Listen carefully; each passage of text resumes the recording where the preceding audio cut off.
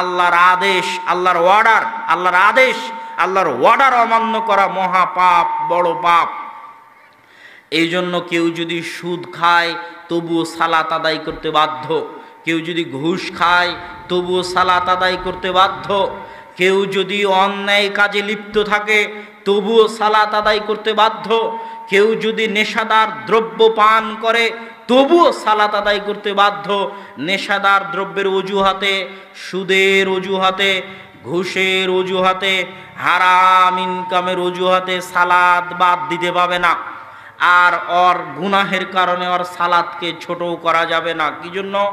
ইবনুল কাইয়িম রাহিমাহুল্লাহ লিখছেন তার বইয়ের মধ্যে যে যে ব্যক্তি একই সাথে সুদও খাচ্ছে, এ কথা ঠিক তার ইবাদত কবুল হবে না।